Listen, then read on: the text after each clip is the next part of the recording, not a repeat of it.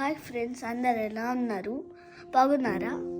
So ఈరోజు Sunday, నేను ఇప్పుడే లెక్చర్.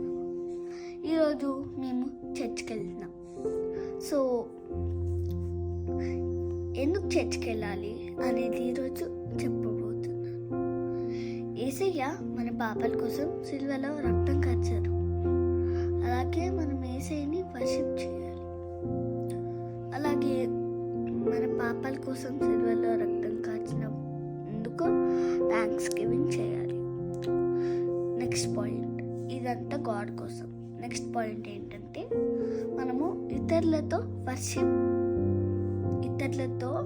టైం స్పెండ్ చేయాలి. ఇతరులతో మనము రిలేషన్షిప్ పెంచుకోవాలి. ఇతరులతో మనము లవింగ్గా ఉండాలి. Thank you. Have a nice day.